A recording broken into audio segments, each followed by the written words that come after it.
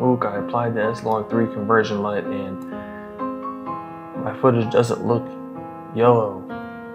Look, I put the Rec 709 on my footage and the footage doesn't look yellow. It looks too green. Today I'm going to answer your questions and I'm going to teach you guys how to correctly use the S-Log3 conversion. I'm going to show you how to use the Rec 709 conversion. I'm going to show you how to shoot correctly in the first place so that the S-Log3 LUT works first try. I'm going to show you some of the assets that I use which are included in this package, and I'm also going to show you my export settings. To be honest, I don't have any crazy export settings. I literally I'll show you, but it's nothing crazy. It's not technical. I didn't find these anywhere. It's literally just what I do. I don't know if it's right. I don't know if it's wrong.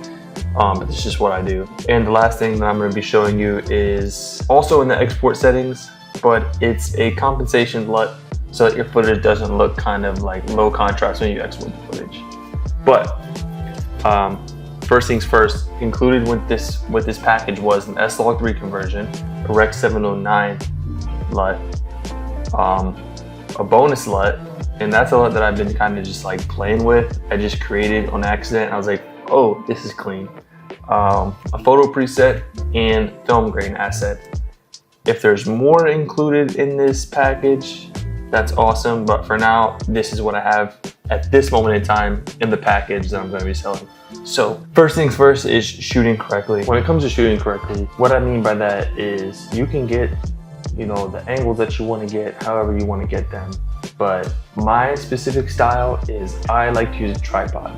And I'm assuming most of you are here because you guys like Vaughn's content and you guys like what me and Vaughn are doing with his content. And what we do is we shoot with a tripod, and like 99% of the time it's tripod. I would say 100% of the time, but sometimes I forget the tripod or I need to get like a really low shot where my tripod really can't get, so then I have to pop it off the tripod for a second. So we'll go 99.9% of the time. But the reason why we use a tripod is because we want the only thing in frame to be moving is the subject. If there's other people in the shot, that's fine. But I feel like it's easier on the eyes if the camera is not moving and only the subject is moving. If the camera is moving and the subject is moving, then it starts to look a little bit too busy. And judging by Vaughn's content, we want his content to be like a bit more on the lonely side. So with too much action going on, it doesn't portray that loneliness. So if you're looking for your content to be a bit more like on the lonely side, one thing is tripod. Also, you're gonna wanna make sure you're exposing your footage correctly. So you want your f-stop, you're gonna want that to be low. So there's a lot more blurry stuff in the background. It's gonna keep the subject in focus and give it that more lonely feel. You're also gonna wanna make sure your shutter speed is at about 24 frames per second. So you're getting that natural motion blur. Your ISO is going to be dependent on your camera. I shoot with the Sony FX3, so I try to keep my ISO at 800 or 12,800. I shoot in S-Log3, so there's like people that say 1.7, 2.0. Honestly, I kind of expose it by eye, but I don't let it go less than 0. I go from 0 to like 1.5. That's like the highest I go. And that's what works for me. But the content's a little bit darker. It's not on the bright side at all. So that's also why it works for me. Outside of that, you're gonna wanna make sure your temperature and your tint, your color temperature is set correctly in camera ahead of time. So whenever I'm filming, I set my temperature to be a bit more on the warm side whenever I'm shooting in camera. So I can't tell you like what the temperature in this room is right now. But what I would do is I would go to my white balance settings in my camera and I would manually set them. I would find out where it looks normal, like a perfect white balance, and then I would take the Kelvin towards the warmer side so that by the time we put the footage into post-production, it's already a little bit warm.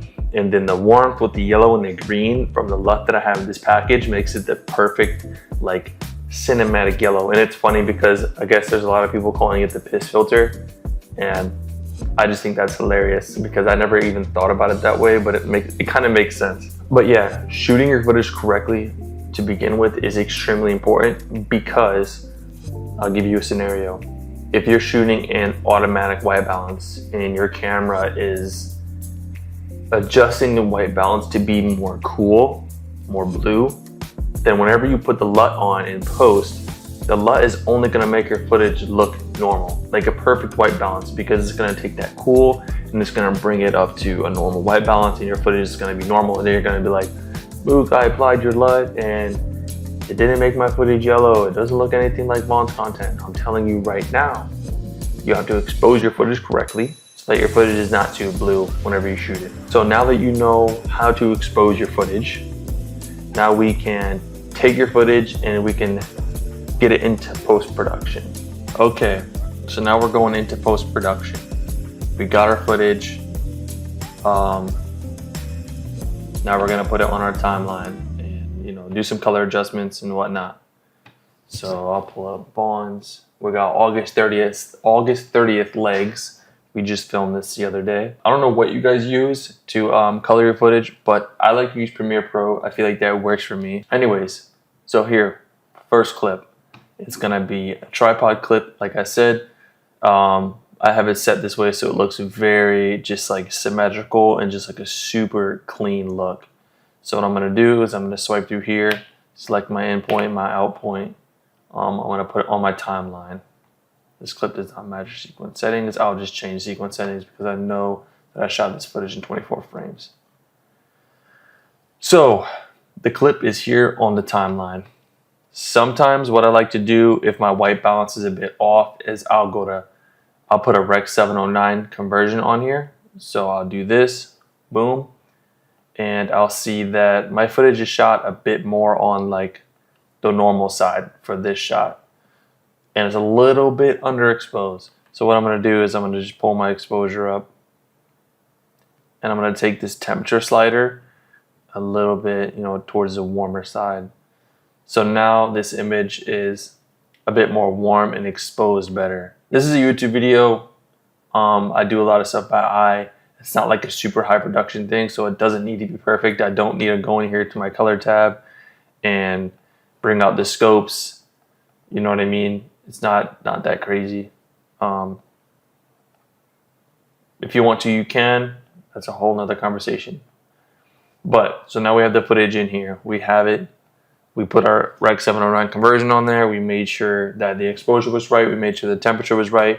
Now we can go to none, take this off, and we can go here, creative, and then we have right here, we have Vaughn Cinematic LUT Raw S-Log3 Cube. So, boom, apply that. Now, footage is piss filter. It is nice and yellow. And this looks so clean. His skin tones look good. Everything looks good. So now I can show you another way to do this. So we can take that off of there. I just Command Z. Let's say we have a couple clips. We have that one clip. Let's wait for this girl to walk by. Oh no, right here. We'll take this like few seconds right here. Throw that on there.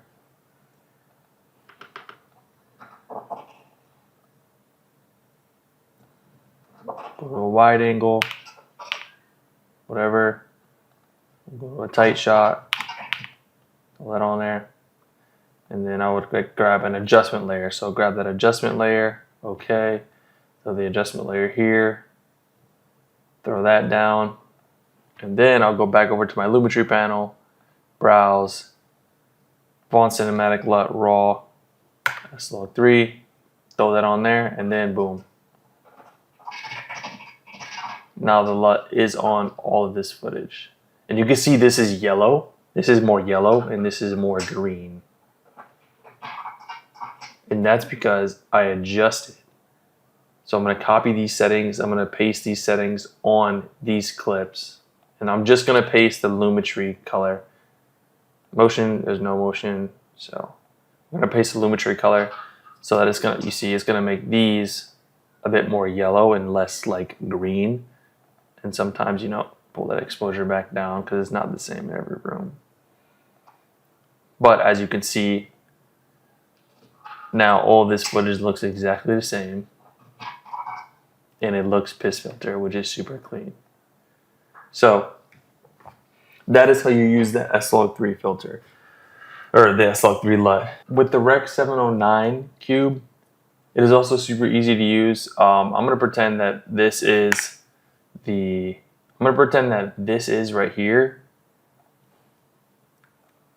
all Rec 709. So the way that I'm gonna do that is I'm just gonna put a Rec 709 filter. So boom, or that was a Rec 709 conversion. So boom, look. Now all this footage is just normal Rec 709 footage, and then I'm gonna put an adjustment layer on top of that.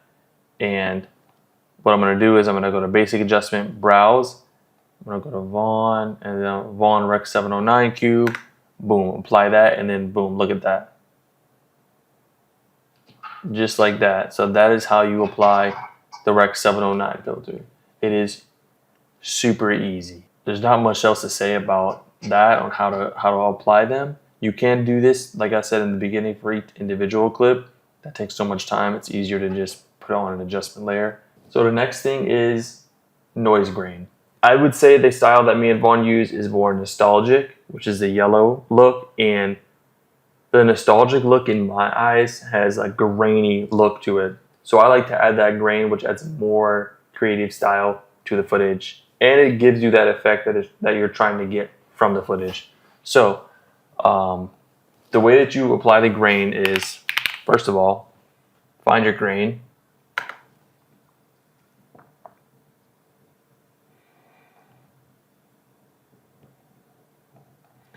So this is the film grain that I use.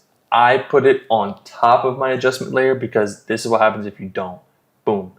It makes your film yellow. If that's the look you want to go for, you can totally do that. But I apply my film grain above that, and then you got to change the blend mode. I use soft light, and then boom.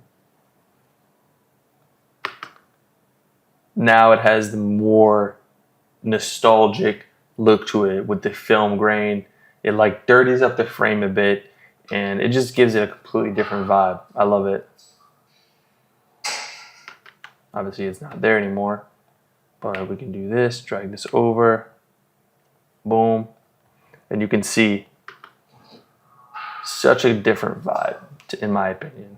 I love it. And I use different film grains. It just depends on my mood that day. I'll use that one. I have a couple other ones that I use, but this is the one that I included in the package for you guys because it's my favorite one. So that is applying the grain. That's just another thing that I use to get the look that I like, and it seems that a lot of other people like. Next thing is going to be export settings. So let me put my film grain back on there. Boom. So film grain's on there. Let's just shrink this a little bit. You guys are going to laugh when you see my export settings. It's not technical. Literally, I hit export. First thing I do, I name the file because, you know, if I'm looking for an old video that I shot with Vaughn or anybody else, or Vaughn's like, yo, let me get that one clip from this day, you're going to want to be able to find it quickly. So, you go to sequence. For a clip like this, I would go August 30th, and I'd put legs, clips, boom. So I would do that. I would click here, go to August 30th legs, boom, save it in there. And then for my export settings, I'm gonna go render maximum depth, use maximum render quality. Don't know why I do that, I just do. For level, I put 5.2. Go down here, look, I do variable bitrate, I believe that's what it's called, yeah. Variable bitrate. I do one pass, and honestly, I put this from 50 all the way up to 80. It just depends. But honestly, I usually stay around the 60, 70 range. It's really not that big of a deal. And then the last export setting that I change, which is extremely important for maintaining your contrast and quality whenever you export the video, is going to be under effects. So you're going to click effects, you're going to go to Lumetri, look up, and then usually this is what it says none. You're going to click that, click custom, and then what I have included is the same one that I use. It's QT, I don't know, AP compensation gamma cube. I'll change it to some other name, but so it's easier to find. And I put that on there, and you can see what that does. You see that? Boom. So now whenever you export this clip, it's gonna look like this or it's gonna look like the original edit colors. It just adds more contrast because for some reason Premiere Pro lowers the contrast a little bit whenever you export. I don't know why, but boom. Now we're just gonna hit export. All right, it exported. So now, I put it exactly where I wanted it. So now it's easy for me to go here, Vaughn 2024, August 30th, legs. Boom, there's my clip. You can see the grain, the yellow, the look that we like. Looks super clean, and it maintained, that's how it looked like when I was editing it. And that's why we apply that AP, whatever compensation thing at the end, so it maintains that look that you want it to. Because it's super annoying when you put in all this work to make your content look a certain way, and then Premiere Pro, you export it, and it's like, nah, you thought. So we don't want that. That's why we do that. But thank you guys so much for supporting me in getting those LUTs. I think it's so crazy because I remember back when I was living in Ohio with my parents, living with my friend Omar on his floor, learning as much as I possibly could. This was in 2021. Learning as much as I possibly could about creating content, and it amazes me, and I've blown my own mind. I don't know how I ended up here, but for people to be interested in the content that I'm creating enough to want these LUTs and want the assets that I use is so crazy to me, because I never once ever thought that I would be where I'm at right now. So, the interest that you guys show in the content that I'm creating and wanting the LUTs and the assets that I'm using, it means a lot to me. So thank you guys. If you guys need anything, you can also DM me. And if you guys want any other videos on this, if you guys have any more questions, like I said, DM me. I'll make more videos if enough people are asking the same questions. But yeah, thanks again, guys.